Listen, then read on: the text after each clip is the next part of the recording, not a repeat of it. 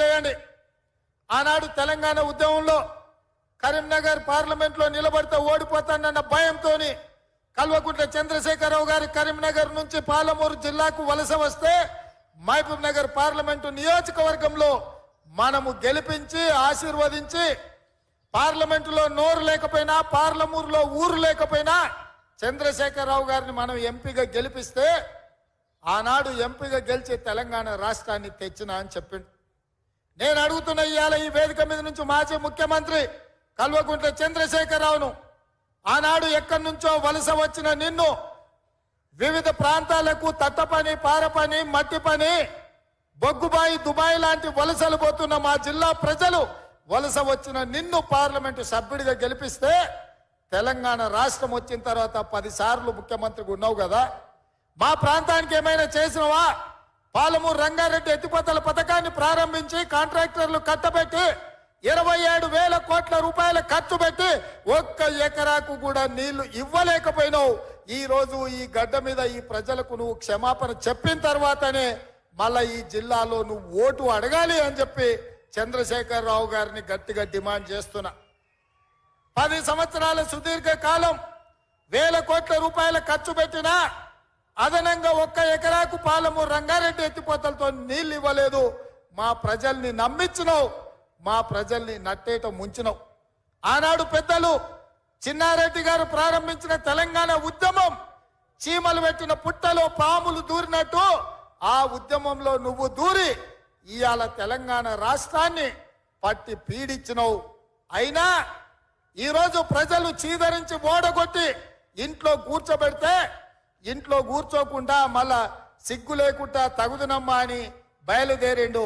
అల్లుడేమో నల్గొండ నుంచి, కొడుకేమో మహబూబ్ నగర్ నుంచి పాదయాత్రలు చేపడతారంట. చీకొట్టినా సిగ్గు రాలే మీకు.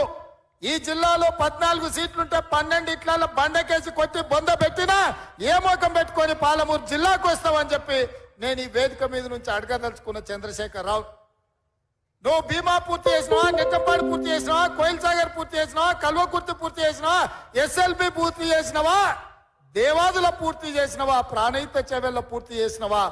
ఈ రోజు 10 ఏళ్లల్లా 2 లక్షల కోట్ల రూపాయలు ఖర్చు పెట్టి ఈ రోజు ఏ ప్రాజెక్టులు పూర్తి చేయలే.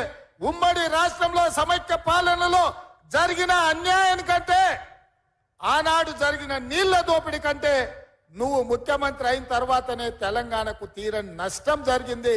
లెక్కలతో సహా పెద్దలు ఉత్తమ్ కుమార్ రెడ్డి గారు శాసనసభలో మిమ్మల్ని అడిగిండు, కడిగిండు, బండకేసి కొట్టిండన్న సంగతి ఈ వేదిక మీద నుంచి నేను చెప్పదలుచుకున్నా. మిత్రులారా, ఆనాడు ఉమ్మడి రాష్ట్రంలో సీమాంధ్రకు చెందిన ముఖ్యమంత్రులకు తెలంగాణ అంటే ఒక భయం ఉండే.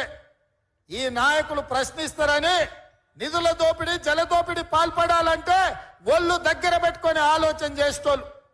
ఆ రోజు వాళ్ళు చేయనంత బరితెగింపు నువ్వు ఆ పక్కన జగన్మోహన్ రెడ్డి గారు పోతిరెడ్డి పాడు కావచ్చు, రాయలసీమ లిస్టు కావచ్చు, ముచ్చుమరి కావచ్చు, మాల్యాల కావచ్చు, రోజుకు 12 TMCల నీళ్లు రాయలసీమకు తరలించకపోతుంటే జగన్మోహన్ రెడ్డి గారిని ప్రగతి భవన్ కు పిలిచి పంచభక్ష ప్రమాణాల భోజనం పెట్టినావు.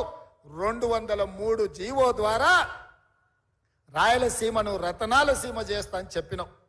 రోజమ్మ పిలిచి నీకు రాగి సంకటి నాటుకోడు పులుసు పెట్టంగానే పులుసు తిని అల్చు ఇచ్చి బలిచిపోయి రాయలసీమకు నీళ్ళు ఇస్తాన్నావు. గాని